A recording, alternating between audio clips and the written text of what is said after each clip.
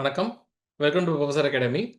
நெறைய மாணவர்கள் central government நடத்தக்கூடிய எக்ஸாம்ஸ்க்கு அப்ளை பண்ணும்பொழுது, அவங்க ஓபிசி கேட்டகரியாவே இருப்பாங்க. ஆனா, நான் நான் கிரீமி லேயர்ல வருவேனா, கிரீமி லேயர்ல வருவேனான்னு தெரியாம, ஜஸ்ட் ஒரு கூகுள் சர்ச் பண்ணி, ஃபர்ஸ்ட் கூகுள் என்ன சொல்லுதோ அத மட்டும் கேட்டுட்டு, அவங்க நான் கிரீமி லேயர் சர்டிஃபிகேட் வாங்காமலே ஜெனரல்ல அப்ளை பண்ணிட்டு போயிடுவாங்க. ஸோ, இதனால நமக்கு நெறைய அ பெனிஃபிட்ஸ் வந்து பார்த்தீங்கன்னா, நம்ம இழக்க நேரிடுது. ஸோ, இந்த வீடியோல OBC non creamy layer certificate யாருக்கெல்லாம் எலிஜிபிள்? யாரெல்லாம் அந்த சர்டிஃபிகேட்ட வாங்கலாம்? இன்னொன்னு பொதுவா 8,00,000க்கு மேல ஆண்டு வருமானம் இருந்தா வாங்க முடியாதுன்ற ஒரு பிம்பம் உண்மதானா? அப்படின்றத தெரிஞ்சுக்கலாம். ஸோ முதல்ல மிகவும் பிற்படுத்தப்பட்டோர், இந்த பிற்படுத்தப்பட்டோர் கேட்டகரி வந்து பார்த்தீங்கன்னா 2ஆ பிரியும். ஒண்ணு கிரீமி லேயர், இன்னொன்னு நான் கிரீமி லேயர் அப்படின்னு சொல்லிட்டு. கிரீமி லேயர், நான் கிரீமி லேயர்னா என்னன்னா, அதாவது வளமான வகுப்பினர், வளம் இல்லாத வகுப்பினர். அவங்க தான். வளமான வகுப்பினர் வந்து கிரீமி லேயர், வளம் இல்லாதவங்க வந்து பார்த்தீங்கன்னா, நான் கிரீமி லேயர். ஸோ கவர்ன்மெண்ட் வந்து கிரீமி லேயர் கேட்டகரியில இருக்கிறவங்களுக்கு எந்த சலுகைகளும் குடுக்காம, அவங்கள வந்து ஜெனரல் கேட்டகரியா கன்சிடர் பண்ணுவாங்க. அதுவே ஓபிசிலேயே நான் கிரீமி லேயர், அதாவது வளம் இல்லாத கேட்டகரிகள்ல இருக்கிறவங்களுக்கு நெறைய சலுகைகள் குடுப்பாங்க. ரிசர்வேஷனும் அளிக்கிறாங்க. அது என்ன ரிசர்வேஷன் அப்படின்னு பார்த்தீங்கன்னா, சென்ட்ரல் கவர்ன்மெண்ட் நடத்தக்கூடிய எக்ஸாம்ஸ்ல, இல்ல சென்ட்ரல் கவர்ன்மெண்ட் வேக்கன்ஸீஸ்ல நமக்கு 27% ஓபிசிக்குன்னு இடஒதுக்கீடு குடுக்குறாங்க. இது OBC non creamy layer certificate வாங்கியிருந்தவங்களுக்கு மட்டும் தான் எலிஜிபிளே தவிர, கிரீமி லேயருக்கு வந்து பார்த்தீங்கன்னா, ஜெனரல் கேட்டகரிக்குள்ள வந்துருவாங்க. இது மட்டும் இல்லாம, ஓபிசி சர்டிஃபிகேட் வச்சுக்கிட்டு, நம்ம வேற என்னலாம் பண்ண முடியும்? ஒரு சென்ட்ரல் கவர்ன்மெண்ட் எக்ஸாம்ஸ் எழுதலாம். இல்ல நெட், செட் அந்த மாரியான எலிஜிபிலிட்டி எக்ஸாம்ஸுக்கு நமக்கான கட் ஆஃப் வந்து நம்ம அ கிளைம் பண்ணிக்கலாம். ஸோ, ஓபிசி சர்டிஃபிகேட்ன்றது ரொம்ப ரொம்ப முக்கியமான ஒரு விஷயமா இருக்கு. நம்ம தமிழ்நாடு பொறுத்தவரைக்கும் பிசி, எம்பிசி, பிசிஎம் அப்புறம் டிஎன்சி. இந்த கேட்டகரியில இருக்கிறவங்கலாம் பார்த்தீங்கன்னா, ஓபிசி சர்டிஃபிகேட் வாங்குறதுக்கு எலிஜிபிள். இந்த எந்தெந்த கம்யூனிட்டீஸ் இந்த பிசிஎம், எம்பிசி, டிஎன்சிக்குள்ள வருவாங்கன்றதுக்கு நம்ம பிற்படுத்தப்பட்டோர் மற்றும் மிகவும் பிற்படுத்தப்பட்டோர் நலத்துறையிலிருந்து பார்த்தீங்கன்னா, ஒரு லிஸ்ட் விட்டுருக்காங்க. அந்த லிஸ்ட்டையும் நான் உங்களுக்கு டிஸ்கிரிப்ஷன்ல அட்டாச் பண்றேன். ஒன்ஸ் நீங்க அத ஓப்பன் பண்ணி பார்த்துக்கலாம்.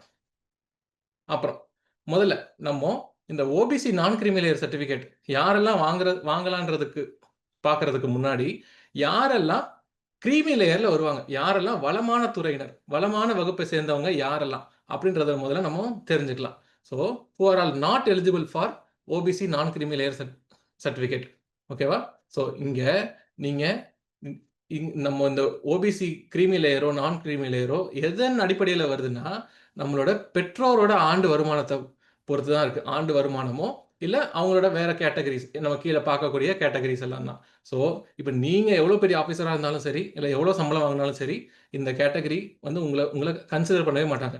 உங்களோட பேரன்ட்ஸ் என்ன கேட்டகரியோ அது மட்டும் தான். இல்ல நான் ஹஸ்பண்ட், அதாவது எனக்கு மேரேஜ் ஆயிடுச்சு, எனக்கு ஹஸ்பண்ட் இருக்காங்க, ஹஸ்பண்டோடது போடணுமா? அப்படின்ற டவுட் கூட வேணாம். உங்களோட பேரன்ட்ஸ்க்கு அவங்க என்ன கேட்டகரியில வருவாங்களோ, இல்ல நம்ம கீழ பார்க்கக்கூடிய என்னென்ன கிரைட்டீரியால வருவாங்களோ, அத மட்டும் தான் கன்சிடர் பண்ணுவாங்க. ஒன் பை ஒன் பார்க்கலாம். முதல்ல, இப்போ உங்க பேரன்ட்ஸ் இந்த இந்தியால அரசியலமைப்பு பதவியில யாராவது இருக்காங்கன்னா, ஃபார் எக்ஸாம்பிள் எம்எல்ஏவோ, எம்பியோ, பிரசிடென்ட்டோ, பிரைம் மினிஸ்டரோ யாரோ வந்து அது வந்து உங்களோட பேரன்ட்டா இருக்காங்கன்னா, நீங்க வந்து ஓபிசி கிரீமி லேயர்ல வருவீங்க. அடுத்து கிளாஸ் 1 பிரிவு. அதாவது குரூப் ஏ ஆஃபீசர்ஸ் இருப்பாங்கல்ல, அந்த குரூப் ஏ ஆஃபீசர்ஸ்ல உங்க பேரன்ட்ஸ்ல யாராவது ஒருத்தர் இருந்தா கூட, நீங்க வந்து பார்த்தீங்கன்னா, ஓபிசி கிரீமி லேயர்ல தான் வருவீங்க. அது மட்டும் இல்லாம, இந்த குரூப் ஏ ஆஃபீசர்ஸ் இல்ல கிளாஸ் 1 ஆஃபீசர்ஸ் வந்து பார்த்தீங்கன்னா, நேரடி நியமனமா இருக்கணும். அதாவது டைரக்ட் ரெக்ரூட்மென்ட்டா இருக்கணும். ஃபார் எக்ஸாம்பிள் இப்போ ஐஏஎஸ் எக்ஸாம் எழுதி, யுபிஎஸ்சி எக்ஸாம் எழுதி டைரக்ட்டா ஐஏஎஸ் ஆயிருப்பாங்க. டைரக்ட்டா கிளாஸ் 1 ஆஃபீசரா ஆயிருப்பாங்க. இவங்கலாம் தான் பார்த்தீங்கன்னா, கிரீமி லேயர் கேட்டகரிக்குள்ள வருவாங்க. அப்படி இல்ல, இன்னொரு கேட்டகரியும் குடுத்துருக்காங்க.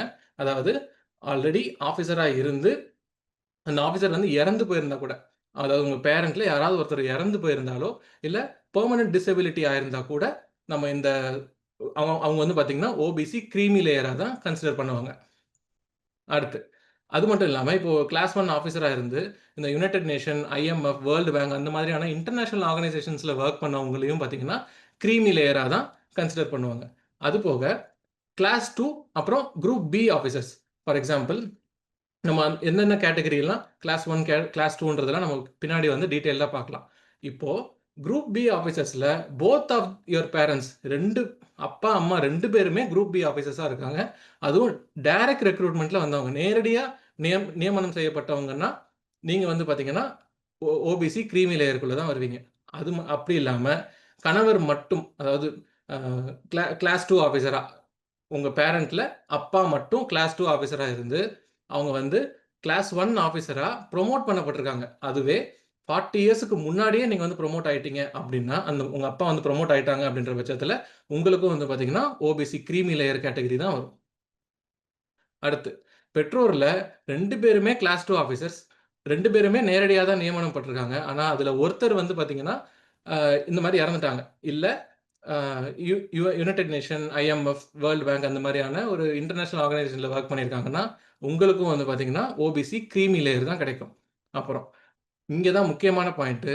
பெற்றோரின் வருட வருமானம் 8,00,000க்கு மேல் இருந்தால், இந்த ஒரு லைன மட்டும் படிச்சுட்டு, ஜென்ரலாவே எல்லாம் எங்க பேரண்ட்ஸோட ஆனுவல் இன்கம் வந்து 8,00,000 தாண்டிருச்சு. ஸோ நான் வந்து ஜெனரல் கேட்டகரி தான் அப்ளை பண்ணிட்டேன்னு சொல்லிட்டு நெறைய பேர் அந்த மிஸ்டேக் பண்ணிடுறாங்க. ஆனா, அதுக்கு கீழ ஒரு அந்த பிராக்கெட் குடுத்துருக்காங்கல்ல, அதுதான் முக்கியம். சம்பளம் மற்றும் விவசாயம் மூலம் ஈட்டப்படும் வருமானம் மட்டும். அதாவது நீங்க ஒரு சேலரிடு பெர்சனாவோ, இல்ல அக்ரிகல்ச்சரல் இன்கமாவோ உங்களுக்கு 8 லேக்ஸ்க்கு மேல வந்துச்சுன்னா, நீங்க இந்த கேட்டகரிக்குள்ள நீங்க வரவே மாட்டீங்க. ஓபிசி கிரீமி லேயர்க்குள்ள நீங்க வரவே மாட்டீங்க. ஸோ, நீங்க உங்க பேரண்ட்ஸ் வந்து ஈவன் ரூ. 5,00,00,000 கூட சம்பளம் வாங்கட்டும். Googleல வொர்க் பண்றாங்க. ரூ. 5,00,00,000 சம்பளம் வாங்குறாங்க. அப்ப நான் வந்து கிரீமி லேயரா, நான் கிரீமி லேயரா, நான் வந்து 8 லேக்ஸ் அந்த ஸ்லாப்லாம் தாண்டிருவேனே, எங்க பேரண்ட்ஸ் தாண்டிருவாங்களே அப்படின்னு தோணுச்சுன்னா, நீங்க வந்து ஓபிசி நான் கிரீமி லேயர் தான். ஸோ, நம்ம இங்க மேல பார்த்த கிளாஸ் 1, கிளாஸ் 2 ஆஃபீசர்ஸ் அது இல்லாம இந்த அ பிசினஸ் பண்றவங்க. அதாவது ஒரு கன்சல்டன்சி வச்சிருக்கவங்க, ஓனா ஒரு ஃபர்ம் வச்சிருக்கவங்க, இவங்கலாம் தான் பார்த்தீங்கன்னா, இந்த ஓபிசி கிரீமி லேயர்க்குள்ள வருவாங்க. அது இல்லாம 8,00,000க்கும் மேல உங்களோட சம்பளம் இருந்தா கூட, அதாவது சேலரிடு பெர்சனாவோ, இல்ல நீங்க அக்ரிகல்ச்சரல் இன்கம்ல ஏர்ன் பண்றீங்கனாலோ, நீங்க வந்து பார்த்தீங்கன்னா, ஓபிசி நான் கிரீமி லேயர் கேட்டகரிக்குள்ள தான் வருவீங்க. சில எக்ஸாம்பிள்ஸ்லாம் பார்க்கலாம். இப்போ உங்களோட சேலரிடு இன்கம் வந்து 3,00,000 இது வந்து வருஷத்துக்கு. அக்ரிகல்ச்சரல் இன்கமா நீங்க வந்து பார்த்தீங்கன்னா 4 வருஷம் 4,00,000 ஏர்ன் பண்ணியிருக்கீங்க. மத்த மீன்ஸ்ல அதாவது நீங்க வேற ஏதோ கன்சல்டன்சியோ ஏதோ வச்சு அதுல 3 லேக்ஸ் ஏர்ன் பண்ணியிருக்கீங்கன்னா, டோட்டலா நீங்க வந்து 10 லேக்ஸ் ஏர்ன் பண்ணியிருப்பீங்க. ஆனா, நீங்க வந்து இதர வருமானத்துல வெறும் உங்களுக்கு 3,00,000 தான் இருந்திருக்கு. ஸோ, உங்களுக்கு வந்து இந்த OBC non creamy layer certificate வந்து குடுப்பாங்க. இன்னொரு கேட்டகரி பார்ப்போம். பெற்றோரோட ஆண்டு வருமானம். ஸோ, இது வந்து கம்ப்ளீட்டா பெற்றோர மட்டும் தான் கன்சிடர் பண்றோம். அவங்களோட சேலரிடு பெர்சன் ஈவன் 25 லேக்ஸ்க்கு மேல வாங்குறாங்கன்னா கூட, இங்க வந்து பார்த்தீங்கன்னா, இந்த 8,00,000 தாண்டி இருந்தாலும், இவங்க வந்து ஊதிய வருமானத்தில இருக்கிறனால, சேலரிடு பெர்சனா இருக்கிறனால, கண்டிப்பா ஓபிசி சர்டிபிகேட் இவங்களுக்கு இஷ்யூ பண்ணுவாங்க. OBC non creamy layer certificate. அப்புறம் இன்னொரு எக்ஸாம்பிள், இதே பெற்றோர் வந்து அக்ரிகல்ச்சர் மூலமா 50,00,000 ஏர்ன் பண்ணியிருக்காங்க. அப்படின்னா கூட, இங்க 8,00,000 ஸ்லாப்ப நீங்க தாண்டி இருந்தாலும், அக்ரிகல்ச்சரோ இல்ல சேலரிடு இன்கமோ இங்க வந்து பார்த்தீங்கன்னா, உங்களுக்கு ஓபிசி கிரீமி லேயர் சர்டிபிகேட், நான் கிரீமி லேயர் சர்டிபிகேட் குடுப்பாங்க. அடுத்த எக்ஸாம்பிள், இப்ப நீங்க சேலரிடு பெர்சன் சேலரி வாங்கியிருக்கீங்க. 4,00,000 சேலரி வாங்கியிருக்கீங்க. அக்ரிகல்ச்சர் இன்கம் மூலமா 3,00,000 வாங்கியிருக்கீங்க. இதர வகையில் வேற இப்போ கன்சல்டன்சியோ இல்ல நீங்க ஏதோ ஒரு பிசினஸ் பண்ணியிருக்கீங்க. அதுல 8.1 லேக்ஸ் சம்பளம் வாங்கியிருக்கீங்கன்னா, உங்களுக்கு வந்து வருமானமா வந்திருக்குன்னா, இங்க தான் உங்களுக்கு வந்து பார்த்தீங்கன்னா, ஓபிசி சர்டிஃபிகேட் தரமாட்டாங்க. ஸோ ஓபிசி சர்டிஃபிகேட் வந்து வெறும் நான் கிரீமி லேயருக்கு மட்டும் தான் குடுப்பாங்க. ஓபிசில கிரீமி லேயர்ன்னு தனியா ஒரு சர்டிஃபிகேட்டே கிடையாது. கிரீமி லேயர்ன்ற ஒரு கேட்டகரிய அவங்க வந்து ஜெனரல் கேட்டகரிக்குள்ள தான் இன்க்ளூட் பண்ணுவாங்க. ஸோ இந்த கண்டிஷன்ல மட்டும் உங்களுக்கு ஜாதி சான்றிதழ் வந்து அந்த OBC non creamy layer certificate தரமாட்டாங்க. ஓகே. நம்ம முன்னாடியே பார்த்தோம்ல, group A officers, group B officers இவங்கலாம் யாரு? குரூப் ஏ போஸ்ட்ல இருக்கிறவங்க பார்த்தீங்கன்னா, இவங்க தான் இந்த அட்மினிஸ்ட்ரேட்டிவ் பேக்போன் ஆஃப் இந்தியாவா இருப்பாங்க. For example IAS officers, IPS officers, IFS இவங்கலாம் பார்த்தீங்கன்னா, ஆல் இந்தியா சர்வீஸ்ல சென்ட்ரல் சிவில் சர்வீசஸ்ல பார்த்தீங்கன்னா, ஐஎஃப்எஸ், ஐஆர்எஸ் அப்புறம் Indian information service, Indian postal service, அப்புறம் ரெவென்யூ சர்வீஸ், ஃபாரஸ்ட் சர்வீஸ் அந்த மாரி பார்த்தீங்கன்னா, இவங்கலாம் சென்ட்ரல் சிவில் சர்வீஸ்ல. ஸ்டேட் சிவில் சர்வீஸ்ல நம்ம குரூப் 1 எக்ஸாம் எழுதி போறாங்கல்ல, ஸோ இவங்கலாம் பார்த்தீங்கன்னா, குரூப் ஏ கேட்டகரிக்குள்ள வருவாங்க. அடுத்து இவங்களோட பே ஸ்கேல் என்ன கேட்டகரியில இருக்கும்னா, பே ஸ்கேல் லெவல் வந்து 10க்கும் மேல இருக்கும். அதாவது பேசிக் பே ₹56,100 இருந்து ஸ்டார்ட் ஆகும். அண்ட் அபோவ்ல இருக்கும். அப்புறம் குரூப் பி கேட்டகரியில மிடில் லெவல் அட்மினிஸ்ட்ரேட்டர்ஸ். ஸோ இவங்க வந்து போத் கெசட்டட் ஆஃபீசர்ஸாவும் இருப்பாங்க.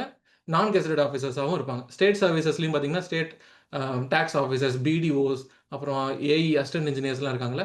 இவங்கலாமும் குரூப் பி கேட்டகரிக்குள்ள தான் வருவாங்க. இவங்களோட பே ஸ்கேல் வந்து பார்த்தீங்கன்னா, லெவல் 6ல இருந்து லெவல் 9 வரைக்கும் இருக்கும். ஸோ பேசிக் பே 35,400ல இருந்து 53,000க்குள்ள பார்த்தீங்கன்னா, இவங்களோட பே ஸ்கேல் வந்து இருக்கும். தென் இந்த ஓபிசி சர்டிஃபிகேட்டை எப்படி அப்ளை பண்ணுறது? ஒன்று, நம்ம கவர்மெண்ட் தமிழ்நாடு சேவை மையம் இருக்குல்ல, அந்த சேவை மையமுக்கு காலையிலேயே போயிருங்க. மத்தியானத்துக்கு மேலே போனீங்கன்னா சர்வர் டவுன்னு சொல்லிட்டு வேலை செய்ய மாட்டாங்க. மார்னிங்கே போயிட்டு இந்த இந்த டாக்குமெண்ட்ஸ், இந்த 6 டாக்குமெண்ட்டை நீங்கள் கொண்டு போங்க. ரீசெண்டான உங்களோட ஃபோட்டோ, அட்ரஸ் ப்ரூஃப், அப்புறம் இல்லைன்னா ரேஷன் கார்டு ஒரிஜினல் எடுத்துகிட்டு போகணும். கம்யூனிட்டி சர்டிஃபிகேட், நீங்கள் பிசியா, எம்பிசியா, இல்லை டிஎன்சி கேட்டகரியில் வருவீங்களா, பிசிஎம்மில் வருவீங்களா, ஸோ அந்த அந்த கம்யூனிட்டி சர்டிஃபிகேட் எடுத்துகிட்டு போகணும். செல்ஃப் டிக்ளரேஷன் ஃபார்ம், அதை நான் கமெண்ட் செக்ஷனில் பின் பண்ணி வச்சுருக்கேன். நீங்கள் ஓப்பன் பண்ணி டவுன்லோட் பண்ணி எடுத்துகிட்டு போகலாம். அப்புறம் இன்கம் சர்டிஃபிகேட், உங்கள் பேரண்ட்ஸோட இன்கம் சர்டிஃபிகேட், அப்புறம் இன்கம் டேக்ஸ் ரிட்டர்ன்ஸ் இன்கேஸ் நீங்கள் ஃபைல் பண்ணியிருந்தீங்கன்னா அதையும் நீங்கள் கொண்டு போகலாம். அப்படி இல்லை, இதுக்கு வந்து சார்ஜ் வந்து பார்த்தீங்கன்னா ரூ. 60 சார்ஜ் பண்ணுவாங்க. அப்படி இல்லைன்னா நீங்களே கூட அப்ளை பண்ணலாம்.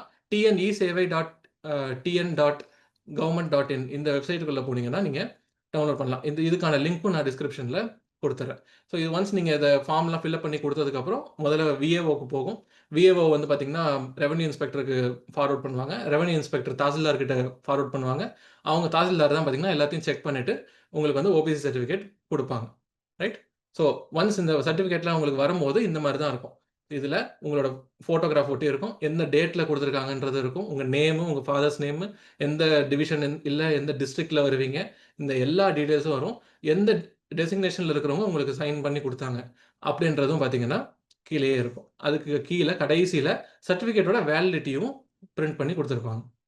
அது இல்லாமல் இது வந்து it usually takes some 5 to 7 days, 7 working days உங்களுக்கு கைக்கு வரதுக்கு. அப்படி இல்லை, எனக்கு வந்து அவ்வளோ டைம் கிடையாது, நான் இமீடியட்டாக இந்த எக்ஸாமுக்கு வந்து அப்ளை பண்ண போகிறேன் அப்படின்னா இந்த ஓபிசி ஃபார்ம் கூட நான் உங்களுக்கு டிஸ்கிரிப்ஷனில் கொடுத்துருக்கேன். ஸோ அந்த ஃபார்மை டவுன்லோட் பண்ணிக்கோங்க. இதை நீங்கள் டேரெக்டாக எடுத்துகிட்டு போய் நம்ம ஆல்ரெடி மென்ஷன் பண்ணி இந்த டாக்குமெண்ட்ஸோட எல்லாத்தையும் பின் பண்ணி நீங்கள் தாசில்தார் ஆஃபீஸ்க்கு கொண்டு போனீங்கன்னா அவங்க உங்களுக்கு இந்த சைன் பண்ணி கொடுப்பாங்க. எல்லாத்தையும் வெரிஃபை பண்ணிவிட்டு சேம் டே கூட சைன் பண்ணி கொடுப்பாங்க. நெக்ஸ்ட், இந்த சர்டிஃபிகேட்டோட வேலிடிட்டின்னு பார்த்தீங்கன்னா, நீங்கள் என்னைக்கு சர்டிஃபிகேட் வாங்குனீங்கனாலும் அதாவது அதுக்கு அடுத்து வர March 31 அந்த சர்டிஃபிகேட் வந்து பார்த்தீங்கன்னா லேப்ஸ் ஆயிரும். ஸோ இது ஏன்னா இது இன்கம் பேஸ் பண்ணி வர ஒரு சர்டிஃபிகேட்ன்றதுனால இதை வந்து அந்த ஃபினான்ஷியல் இயரோட பார்த்தீங்கன்னா முடிச்சிருவாங்க. So end of financial year உங்களோட சர்டிஃபிகேட்டும் பார்த்தீங்கன்னா லேப்ஸ் ஆயிரும். ஸோ நீங்கள் April 1 மறுபடியும் அப்ளை பண்ணுற மாதிரி இருக்கும். ஈவன் நீங்கள் March 30 அப்ளை பண்ணால் கூட ஒரு நாள் தான் அதுக்கான வேலிடிட்டி இருக்கும். 31 அது வந்து லேப்ஸ் ஆயிரும். ஸோ இப்படி பிளான் பண்ணிக்கோங்க. எவ்ரி இயர் April 1 வாங்குவீங்க. ஸோ அது 1 இயருக்கு வரும். ஸோ அடுத்த April 1 நீங்கள் வாங்கிக்கலாம். அப்படி இல்லை, இப்போ எனக்கு எக்ஸாம் இமீடியட்டாக தேவைப்படுதுன்னா இப்போ நீங்கள் வாங்கிக்கோங்க. ஆனால் March 31 அது லேப்ஸ் ஆகிடும். மறுபடியும் நீங்கள் அதை வந்து ரெனியூ பண்ணிக்கிற மாதிரி புதுசாக அப்ளை பண்ணுற மாதிரி இருக்கும். ஸோ இதே டாக்குமெண்ட்ஸ்லாம் சப்மிட் பண்ணி தான் புதுசாக அப்ளை பண்ணுவீங்க. தென் இப்போ நிறைய பேருக்கு ஒரு டவுட்டும் இருக்கும். நான் general category by mistake apply பண்ணிட்டேனே, நான் இப்போ என்ன பண்ணலாம் அப்படின்னு பார்த்தீங்கன்னா, இப்போ கரண்ட்லி யூஜிசி நெட் 2025க்கும் டிசம்பர் 2025க்கும் சிஎஸ்ஐஆர் நெட் டிசம்பர் 2025க்கும் பார்த்தீங்கன்னா கரெக்ஷன் விண்டோ வந்து 10th நவம்பர்லேருந்து 12th நவம்பர் யூஜிசி நெட்டுக்கும் 30th அக்டோபர்லேருந்து 1st நவம்பர் சிஎஸ்ஐஆர் நெட்டுக்கும் பார்த்தீங்கன்னா ஓப்பனில் இருக்கும். நீங்கள் டியூரிங் அந்த கரெக்ஷன் விண்டோ உங்களோட இது வந்து பார்த்தீங்கன்னா நீங்கள் சேஞ்ச் பண்ணிக்கலாம். ஓகே, அதுக்கப்புறம் ஸோ நிறைய பேர் பார்த்தீங்கன்னா இப்போ ஓபிசி நான் கிரிமி லேயர் சர்டிஃபிகேட் வாங்கியிருப்பாங்க. சரி, ஓகே, இதை பற்றி தெரிஞ்சிருச்சு. ஆனால் இடபிள்யூஎஸ்ன்ற ஒரு கேட்டகரி இருக்கு, நான் வந்து ஜென்ரல் கேட்டகரியில் வரேன். ஜென்ரல் கேட்டகரியில் இருக்கவங்களுக்கு இடபிள்யூஎஸ்ன்ற ஒரு சலுகை இருக்காமே, அதை பற்றி எனக்கு சொல்லுங்கள். அதை பற்றி உங்களுக்கு தேவைப்படுதுன்னா கமெண்ட் செக்ஷனில் இடபிள்யூஎஸ்னு டைப் பண்ணுங்க. கூடிய விரைவிலே இடபிள்யூஎஸ் சம்மந்தமான ஒரு வீடியோ கூட நான் உங்களை வந்து சந்திக்கிறேன். ஸோ இந்த மாதிரியான அப்டேட்ஸ்லாம் நீங்கள் தெரிஞ்சுக்கணுன்னா ப்ரொஃபசர் அகாடமி யூடியூப் சேனலில் சப்ஸ்கிரைப் பண்ணிக்கோங்க. இந்த வீடியோ உங்களுக்கு ரொம்ப யூஸ்ஃபுல்லாக இருக்குது, உங்கள் ஃப்ரெண்ட்ஸ்க்கும் நீங்கள் ஷேர் பண்ணணும்னு நினச்சிங்கன்னா மறக்காமல் ஷேர் பண்ணிடுங்க. All the best.